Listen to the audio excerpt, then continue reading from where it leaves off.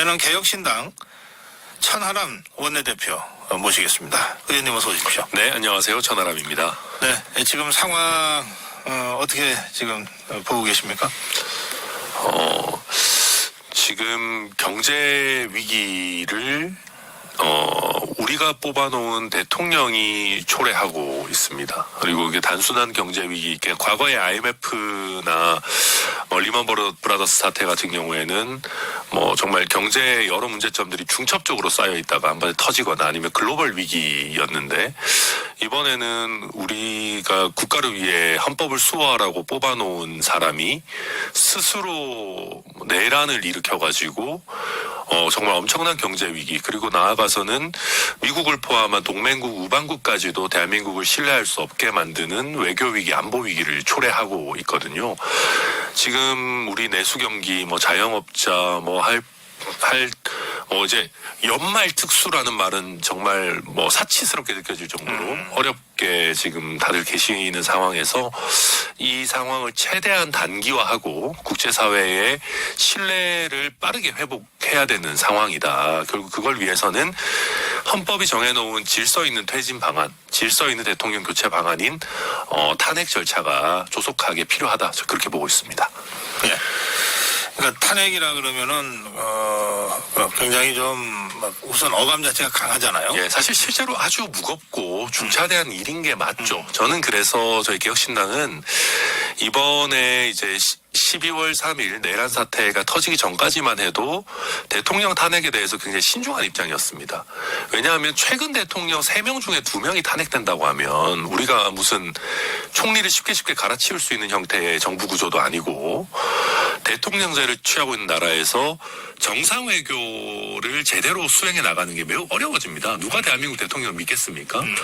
그렇기 때문에 저와 저희 개혁신당 이준석 의원 같은 경우에 특히 윤석열 굉장히 싫어함에도 불구하고 탄핵에 있어서는 좀 신중한 태도를 가지고 있었는데, 지금은 이제 내란 쿠데타 이런 게 일어나다 보니까 그런 어떤 장기적인 고민을 하는 것은 사치가 되고, 단기적으로 이 충격을 어떻게 빨리 수습할 거냐, 그렇게 된 다음에 어쩔 수 없이 본인이 그렇게 하니까 탄핵을 할 수밖에 없는 상황으로 가지 않았나. 그리고 그게 여당에서는 헌정 중단이라고 하지만 오히려 헌법상 근거도 없는 한동훈, 한덕수의 직무대행이 오히려 헌법 중단인 것이고, 저는 헌법을 이어가기 위해서 헌법에 의한 권한 대행 절차로서 탄핵 절차를 사용할 수밖에 없게 됐다, 그렇게 봅니다. 네, 국민의힘에서 얘기하는 질서 있는 퇴진, 네, 그게 헌법적으로는 탄핵 절차인 것이다, 이런 말씀이시고요. 그렇습니다. 조금 전에 먼저 말씀을 하셨는데, 진짜 헌법 중단, 헌정 중단 사태는 한동훈, 한덕수 두 사람의 일요일 긴급 담화였다. 예. 설명 좀 해주시겠습니까? 왜 그런지? 저는 그 두 사람이 대통령의 권력을 무슨 왕조 시대의 왕의 권한으로 착각하고 있는 것 같아요. 그러니까 이게 이제 왕조 시대면, 내가 만약에 왕이면 그래, 아들한테 물려주든 아니 믿을 만한 동생한테 물려주고, 난 상황할게. 나는 상황할게. 너희가 대리청정해라, 수렴청정해라 할 수 있죠. 왜냐하면 권한이 내 거니까. 그런데 민주주의 국가에서는 대통령의 통치권이라는 거는 국민이 부여한 거지 않습니까? 그러면 선출하지 않은 사람이 대통령의 권한을 행사하려면 그게 헌법에 근거가 있어야 돼요. 네. 그래서 저희 개혁신당에서도 그런 얘기 했거든요. 아니, 대한민국 헌법이 국민 주권을 얘기해놨지 무슨 1조 2조에 모든 권력은 한동훈이 마음대로 할 수 있다라고 써놨냐. 그거 아닌 거거든요. 심지어는 선출되지 않은 대통령이 나오는 걸 막기 위해서 대통령조차 내가 예를 들면 한덕수가 아니고 총리 말고 다른 사람이 권한대행하도록 할게, 이렇게 못해요. 근데 그걸 자기들끼리 앉아가지고, 저는 좀 놀라운 게 한덕수 총리도 엘리트고 한동훈은 특히나 법 배운 사람이잖아요.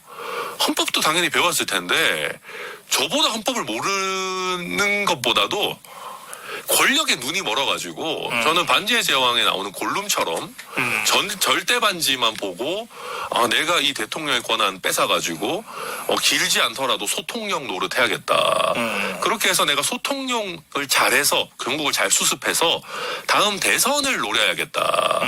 그러니까 지금 한동훈 사람 머릿속에는 헌법이고 뭐 국가적 위기고 이런 게 있는 게 아니고 자기 대통령 될 욕심 그리고 그걸 하기 위해서 소통령 역할을 할 권력욕밖에 지금 없는 거예요. 그래요. 예, 그러다 보니까 위헌적 사태를 수습하겠다고 나선 두한 씨 분들 이 위헌적 사태를 더 심화시키고 있는 거죠.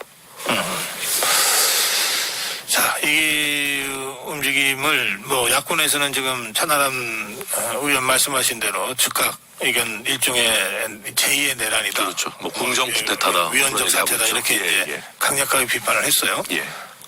또 한동훈 대표도 오후에는 약간 한 발 물러서는 듯한 이 무슨 해명을 내놨는데. 예. 그러니까 이게 한동훈 대표 입장에서도 이게 안 되는 게 그러니까 이제 제가 뭐 해외 우리 이제 주요 국가의 대사관에서도 저한테 물어보기도 했고 이미 미국도 그렇고 여러 주요국에서 외신들도 계속 묻고 있는 것이 그러니까 뭐 영어 쓸 필요 없고 누가 군 통수권자냐 지금 현재 지금 국제 정세 굉장히 어지럽지 않습니까? 네. 러시아 우크라이나 전쟁에 뭐 북한도 지금 뭐 오만 가지 일들이 있고 그러면 만약에 그런 당이 없어야 되겠지만 북한이 지금 당장 대한민국 공격한다라고 하면 국군 통수권은 누구한테 있는 거냐 이거를 우리 동맹국 우방국들이 알고 싶어해요. 당연하죠. 거기에 대해서 한동훈 대표가 제대로 답을 못하고 뭐 여기까지만 하겠습니다 하고 도망가려고 하다가 이제 그 부분도 뭐 외교권 이런 것도 다 우리가 대행한다 포함이다 이런 식으로 했다가 바로 국방부가 그게 무슨 소리냐 법적으로 당연히 국구 통수권은 직무 그 권한 정지가 안 된 이상 대통령한테 있는 거다라고 얘기했지 않습니까? 그러니까 이거는 한동훈 대표도 정말 권력욕에 눈이 멀어가지고 말도 안 되는 위헌적인 발상을 한 것이고 그 옆에 어쨌든 국무총리라는 사람이 그 옆에 멀뚱하게 서가지고 한동훈 대표가 헛소리하는 걸 지금 그냥 듣고 있는 거거든요. 그러니까 국가의 기강이나 체계 자체가 지금 전면적으로 무너지고 있는 상황인 거죠. 그래요. 예. 여러 우방 국가들이 국군 통수권자가 누구냐라고 물어보는 건 좀 당연하다고 생각합니다.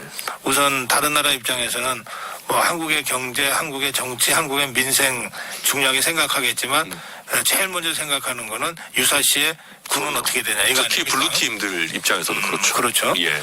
어느 나라 대사관에서 그런 관심을 제가 뭐 어느 대사 그쪽 입장에 있으니까 뭐 어디다라고 딱 집어 얘기할 수는 없지만 당연히 블루팀 국가고요. 굉장히 주요국입니다. 주요 국가, 네. 우리와 우방 관계에 있는 네, 굉장히 중요한 국가입니다. 자, 근데 기왕에 얘기 나왔으니까 좀 정리하고 가죠. 네. 대통령이 유고시의 직무 대행은 국무총리로 가게끔 법적으로 정리가 돼 있죠. 그렇습니다. 그리고 국무총리도 유고가 됐을 경우에는 국무위원 중에 순서대로 쭉 있죠. 기재부장과 뭐 교육부 장관 이렇게 딱 순서가 있습니다. 네. 자, 그건 그런데 군 통수권은 좀 다르죠. 근데 뭐 사실은 이제 그 대통령의 권한이 헌법적으로 적법하게 정지가 돼서 권한이 헌법적으로 대행이 되면 그 권한 대행자가 국군 통수권자가 되는 것이죠. 그리고 나서 이제 쭉쭉쭉 이어가는 것인데 물론 그 경우에도 헌법학자들 사이에서는 어떤 통상적인 직무 범위 내에서 해야 된다. 뭐 예컨대 한덕수 총리가 권한 대행을 하면서 뭐 선전포고를 한다든지 그런 것들에 대해서 이거 할 수 있느냐에 대해서는 당연히 의견 대립이 있는데 그게 아니라 일상적으로 방어적 행위나 거기에서 파생되는 통상적인 국군 통수권 행사 그런 거들은 하게 되어 있는 것으로 알고 있습니다. 이게 이제 우리가 자꾸 법을 따지게 되는데 이럴 때일수록 법에 의거해서 문제를 풀어가야 된다는 취지에서 그렇습니다. 네, 그럼 맞는 말씀입니다. 그렇지만 또 법이라고 하는 거는 상식에서 시작되는 것이니까 또 오랜 우리의 경험도 판단의 근거가 되잖아요. 맞습니다. 대통령 직무정지 탄핵 사태는 우리나라 헌정사에서 2번 있었잖아요. 예. 근데 노무현 대통령 때 고건 총리 그리고 박근혜 대통령 때 황교안 총리요. 두 총리 모두 제가 개인적인 인연도 있고 해서 그 당시 사정을 좀 들어볼 기회가 있었는데 정말 최소한의 것만 한다는 거예요. 당연하죠. 예. 할 수 있지만 안 한다는 거예요. 맞습니다. 그게 대통령 권한대행으로 숙명이죠. 그리고 그것이 그렇죠. 네, 맞습니다. 네. 그래서 지금 더욱이나 일요일 11시에 그 긴급담화는 좀 이해하기가 어렵다. 맞습니다. 근데 우리가 다 하겠다고 나선 상황이 돼버려가지고. 그러니까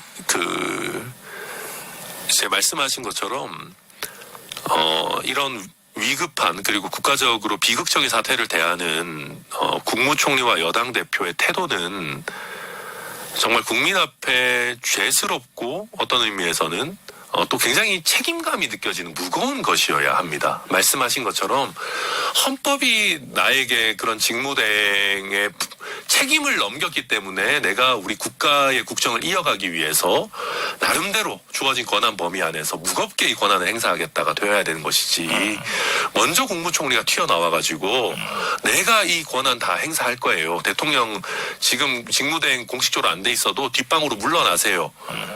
이거는 이건 그 어떤 본인을 임명한 어쨌든 대통령에 대한 인간적인 예의도 아니고 국민이 보셨을 때도 이 사람들이 정말 책임감으로 해서 국정을 대행하려는 것이 아니라 권력욕에서 내가 이 권력을 휘두르려고 한다라는 인상을 주거든요.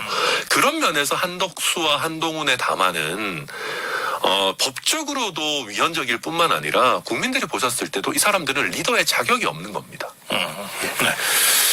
지금 이제 한덕수 총리와 한동훈 대표 두 사람을 이제 같이 말씀을 하셨는데 그 담화를 보신 분들 중에 많은 분들이 이제 한덕수 총리는 그냥 진짜 좀 끌려 나온 것 같은 느낌이죠. 그런 말씀들을 많이 느끼셨나 봐요. 그런 느낌을. 그럼 결국 그 담화를 주도한 것은 한동훈 대표가 되는 셈이고요. 그렇죠. 그러니까 장소도 중요하잖아요. 그러니까 당사로 총리를 불러가지고 당사에서 우리가 그 대통령 권한을 지금부터 외교권과 통수권을 포함해서 다 행사할 거야. 무슨 중국 공산당입니까? 아니면 뭐 북한의 노동당입니까? 그러니까 이거는 애초에 그냥 잘못된 겁니다. 전체적으로. 그리고 저는 한덕수 총리 진짜 좀 정신 차려야 된다고 생각하는 게요. 부른다고 오면 어떡합니까? 일국의 총리가 아무리 여당이라지만 특정 정당의 당사에 와가지고 당대표와 권한을 분점해서 오히려 어떤 의미에서는 당대표가 주도적으로 대통령 권력을 휘두르겠다라는 담화를 하고 있으면 어떡해요. 이거는 총리로서의 지각이 아예 없는 거죠. 예. 그리고 그렇게 하도록 불러서 당사의 총리 그렇게 옆에 병풍 세워놓고 앞으로는 내가 모든 거 결정할 거야. 내가 소통령이야. 라고 하고 있는 사람은 조금 좀 그렇지만은 권력에 그래가지고 정신이 나가버린 것 같아요. 저는. 권력 휘두르겠다고. 근데 미안한 말이지만 소통령 노릇 하루도 안 될 겁니다. 왜냐하면 대통령이 당이 자기 전국 안정 방안을 결정한다라고 했을 때 일임하겠다고 했을 때는 의원총회를 의미했던 거예요, 사실은.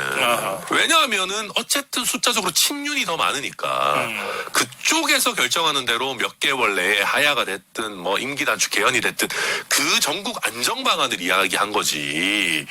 그걸 논의하고 실행하는 과정에서 대통령은 한동훈을 소통령 시켜줄 마음은 아예 없어요. 그러니까 바로 홍준표 시장 같은 분들도 나와서 한동훈한테 네가 뭔데 그러는 거잖아요. 나머지 친윤들도 다 그래요. 네가 뭔데? 오히려 한동훈은 그때 처음 최악의 악수를 둬가지고 한동훈을 쫓아낼 수 있는 빌미를 만들어줬고 저는 그리 멀지 않은 시기에 친윤 주류에 의해 가지고 한동훈 곧 쫓겨날 거라고 봅니다. 예. 절대 반지를 빼앗긴 골룸처럼 될 겁니다. 제가 봤을 때는. 네. 얘기가 좀 더 깊이 들어가네요. 네. 지금 천하람 의원 그 개혁신당 원내대표로 계시잖아요. 예. 네, 이준석 의원과 함께 그 당을 하고 있는데 그 이준석 의원이 국민의힘 당대표를 하다가 결국은 이제 탈당을 하게 됐는데요. 뭐 쫓겨나서 그랬는지 나가서 그랬는지까지. 네, 뭐 각자의 평가가 있겠죠. 예. 자, 근데 이 선출된 당 대표가 대표직을 그만두는 게 또는 그만두게 하는 게 쉬운 일이 아니더라고요. 쉬운 일은 아니고 그런데 그때 이준석 당시 대표 때 그 쫓아내려고 하면서 국민의힘 당원 당규를 좀 바꿨죠. 선출직 최고위원 5명 중에 4명이 사퇴하면은 그 지도부가 붕괴되는 것으로 되어 있습니다. 지금 국민의힘 최고위에 제가 알기로는 장동혁, 진종호 최고위원 2분 정도가 아마 친한으로 분류되는 것으로 그런 것 아는데 같습니다. 그러면 2분 중에 1명만 돌아서면 사실 이제 지도부 붕괴가 그리고 당대표의 축출이 가능한 상황이 되는 것인데 나머지 3명은 임요한, 김민전, 김재원은 예. 세 분은 원래 친윤 성향, 반한 성향이니까요. 네, 거기에 한 사람만 더 하면. 그런데 제가 알기로는 뭐 누군지 특정하기는 좀 그렇지만은 지난번 한동훈의 담화를 보고 이거는 정상이 아니다. 라고 돌아선 친한계 최고위원이 있다고 해요. 그리고 지금 한동훈은 정상적인 사고가 안 된다. 권력욕에 좀 눈이 멀었다. 그렇게 하는 게 있어서 이거는 당과 국민의힘이라는 당과 대통령에게 도움이 안 된다라고 해서 언제든지 지금 사실상 한동훈 지도부가 붕괴될 수 있는 상황 아닌가. 네, 그래서 결국 그렇게 되면 한동훈 입장에서는 역으로 내가 앉아서 죽느니 차라리 유승민의 길이라도 가겠다. 라고 해서 먼저 대통령 탄핵을 들고 나와서 네. 친한계 의원들과 함께 이번 토요일에 빠른 탄핵을 추진하는 것밖에는 어떻게 보면 별로 본인이 살 방안이 잘 남지 않았어요. 그러니까 그러다 보니까 지금 전국이 의외로 국민의힘 내부에서 굉장히 요동치고 있다. 국민의힘 의원분들 뭐 겉으로는 질서 있는 수습, 뭐 TF를 만들고 뭐 하고 이번에도 부결될 거고 이야기하지만 저는 내부 사정은 그거보다는 훨씬 복잡하다라고 평가합니다. 지금 천하람 의원 말씀하시니까 1차 탄핵 표결 전에도 네. 한동훈 대표가 탄핵 반대 당론을 따를 듯이 하다가 갑자기 탄핵 찬성으로 돌았던 적이 있어요. 네. 그때가 이제 누가 체포하려고 했다는 얘기를 듣고 그렇죠. 그게 나중에 팩트 체크를 통해서 그건 사실이 아닌 걸로 지금 되게 그래요? 뭐 저도 좀 어쨌든 이게 사실이냐 아니냐는 논란이 있습니다. 제가 거기까지만 말씀드릴게요. 근데 어쨌든 그 이후에 대통령과 그 비공개 회동을 했고 그리고 나서 언론 보도에 따르면 상당히 그 부분은 좀 납득이 가도록 설명을 했다. 설명을 들었다. 그리고 나서 바뀌었거든요. 또. 그러니까 지금 보면 한동훈 대표 스타일이 자기의 지위나 본인의 어떤 권력에 위협이 오면 대통령을 치는 스타일입니다. 그러니까 뭐 체포조, 그건 저는 당연하다고 보면 되게 나쁘다는 건 아니고. 네. 그런데 그렇게 해서 본인이 신속한 직무정지에 동의했다가 사실상 탄핵이죠. 그렇게 했다가 대통령과 어떻게 보면 저는 딜을 했다고 보거든요. 어떤 나름의 모종의 합의를 통해서 네. 본인이 소통령이 될 수 있다라고 생각하니까 지금 탄핵 서두를 필요 없다라고 갔던 것이고. 네. 근데 본인이 여기서 내가 소통령 할 수 있는 상황이 안 된다는 거를 깨달았고 거기다가 오히려 당대표직에서도 쫓겨날 수 있다. 또 국민적인 지탄은 지탄대로 받고 있다. 이래버리면 한동훈 스타일상 다시 한번 그럴 바에는 그냥 대통령을 공격하는 쪽으로 가자라고 할 가능성이 저는 많이 있다고 보고요. 그리고 한동훈과 친윤 뭐 새로운 원내대표 뭐 나오겠지만 컨트롤이 점점 안 되는 상황으로 빠져들고 있어요. 지난번에도 보시면 탄핵안과 동시에 직전에 투표가 있었던 김건희 특검법에서도 네. 6명의 이제 이탈표가 있었거든요. 여당에서. 예. 그 전에 저나 이준석 의원도 한 대여섯 명 정도는 이탈 고민하고 있고 뭐 가능성 있다라고 얘기했었는데 제가 국민의힘 의원들하고 얘기해 보면은 김건희 특검에 대한 찬성 의지보다 이번에 내란 사태 때문에 대통령 탄핵할 수밖에 없다. 물론 여당 의원으로서 유쾌한 일은 아니지만 어쩔 수 없이 탄핵의 길로 갈 수밖에 없다라고 생각하는 분들이 사실은 조금 더 많은 것 같아요. 그래서 저는 이번에 한동훈 대표가 확 돌아서서 탄핵으로 가든 아니면 국민의힘 내에서 투표를 완전히 봉쇄할 만한 정치적 에너지가 떨어지든 어떤 이유에서든 네.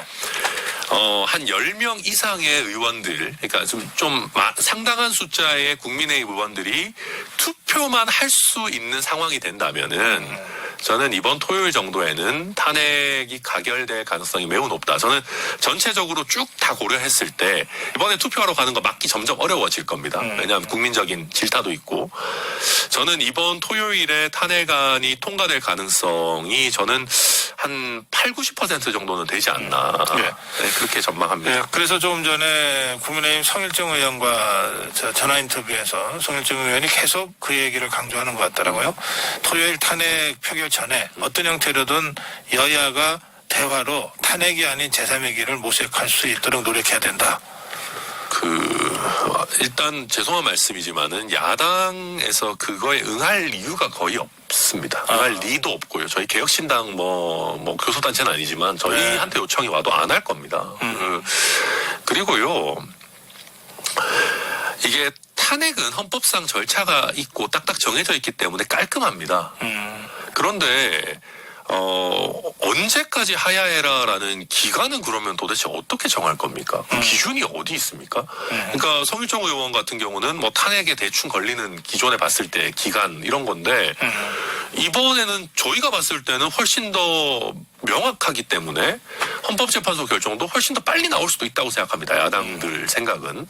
그러면 그 기준을 과연 어떻게 삼아야 되는 것이며 그걸 어떻게 협상을 할 것이냐. 저는 오히려 협상을 가지고 와가지고 시간을 끌기 위한 꼼수로밖에는 야당들은 여기지 않을 것이다.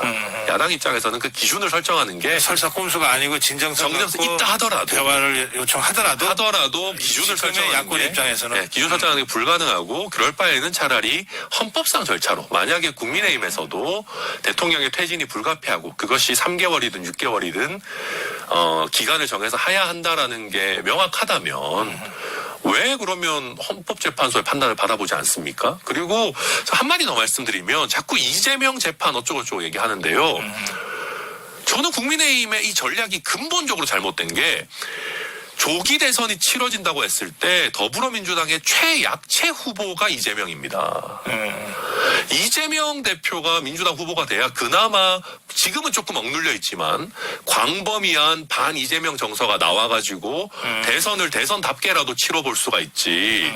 김부겸 나오면 어떡할 겁니까? 그럼 무슨 말 할 거예요? 김경수 나와도 애매해질 겁니다. 김동연도 마찬가지고.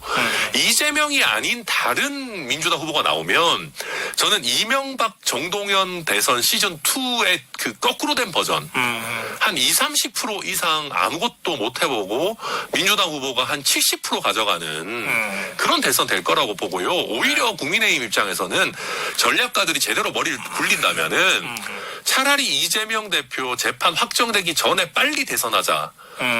그래서 반이재명 정서를 가지고 선거를 하자라는 얘기를 하는 게 저는 훨씬 더 정치 공학적으로도 맞다. 그리고 그걸 위해서는 국민의힘이라는 정당이 탄핵 부역 정당이다, 내란 공범 정당이다라는 딱지를 최대한 빨리 벗고 우리도 같이 탄핵하자 그랬다. 우리도 헌법 질서 회복에 힘을 썼다. 그런데 이재명이 대통령 되는 거 안 되지 않냐. 그 두 가지가 다 돼야 돼요. 그래야 국민들이 그래 그럼 윤석열 혼자 미치광이짓 내란 쿠데타 한 거고 국민의힘이란 정당은 부역자가 아니구나. 이미 좀 부역자가 됐지만 최대한 빨리 그거를 이미지를 없애고 최대한 희석시키고 반이재명 정서를 업어야 되는데 지금 저는 국민의힘에 있는 전략가라는 분들도 도대체 뭐 하고 있는지 잘 모르겠습니다. 지금 이상하게 죽는 길로만 자꾸 가고 있어요. 근데 조금 전에 우리 천하람 의원은 한동훈 대표가 제2의 유승민의 길을 가게 될 가능성이 있다 이런 말씀도 하셨는데 제가 약간 흥분해서 얘기했지만 유승민 대표를 그렇게 또 표현하고 싶지는 않아요. 그런데 이제 그리고 저는 유승민 대표가 그때 내렸던 판단이 잘못된 거라고 생각하지 않습니다. 다만 이제 뭐 국민의힘 지지층 내지는 이제 조금 코어 지지층에서는 배신자다라고 할 수 있겠죠. 그런데 죄송한 말씀이지만 선출해 놓은 대통령이 통치 불가능한 상태에 빠지면 국민을 위해서 자당의 대통령이라도 필요하면 대통령 개인에 대한 배신은 해야 됩니다. 그것이 국민에 대한 충정일 수 있는 것이거든요. 저는 그래서 누가 배신자냐는 역사가 판단할 만한 일인 것이고 한동훈 대표 처음에 계엄령 나왔을 때 그때는 판단 좋았잖아요. 이거 위헌인 계엄령이다. 절대 동의 못한다. 이거 빨리 해제해야 된다. 그때의 초심으로 돌아간다면은 저는 한동훈 대표도 정치적으로 살아날 길이 있지 않을까. 이준석 의원이 잘 얘기했는데 탄핵 이후에 박근혜 대통령 탄핵 이후에 국민의힘의 당대표 원내대표 이준석, 권성동, 김기현 또 누구 있죠? 아무튼 많은 분들이 대체적으로 탄핵에 찬성했던 분들이다. 그래요. 예. 오히려 탄핵에 찬성한 사람들이 있었기 때문에 그 정당이 명맥을 이어올 수 있었던 거다라는 얘기들을 했는데 저는 그 부분 한동훈 대표가 한번 새겨볼 필요가 있다 생각합니다. 예. 자, 이제 마무리할 시간이 다 됐는데, 개혁신당 원내대표를 맡고 계시고, 지금 이준석 의원과 함께하고 있습니다. 네. 이준석 의원이, 차기 대선 준비를 해왔다는 것은 대체로 사람들이 이해하고 있는데, 예. 만약에 대선이 좀 당겨진다면 출마합니까? 제가 스포일러를 할 수는 없을 것 같고요. 그러나 본인이 당의 해야 될 입장. 것이고, 예. 저는 항상 이준석 의원을 대권 주자로 분류해 왔습니다. 그리고 당연히 개혁신당에서는 굉장히 큰 정치인이기 때문에 개혁신당 내에서는 그리고 실제 밖에서도 어쨌든 본인은 겸손의 표현으로 외치 공부를 더 해야 된다 뭐 이렇게 하지만 저는 이준석 의원 정도면 국제적인 감각이나 외교의 면에서도 손색 없다라고 생각하고 또 지금 상황에서는 젊지만 정치적으로 훈련되고 또 합리적인 사고를 하는 리더가 필요한 시기 아닌가 네. 저는 그렇게 생각하고 있습니다. 판단은 뭐 본인이 해야겠죠. 예. 이게 개혁신당 입장에서도 이재명 대표가 더 쉬운 상대다 이런 생각이십니까? 아까 국민의힘 현황에서 그렇게 말씀하셨는데. 저는 민주당 후보 중에 예. 유일하게 타당에서 꺾을 수 있는 가능성이 조금이라도 있는 후보는 이재명 대표라고 생각합니다. 알겠습니다. 오늘 여기서 마무리해야 되겠습니다. 말씀 잘 들었습니다. 네, 감사합니다. 네, 개혁신당 천하람 원내대표였습니다.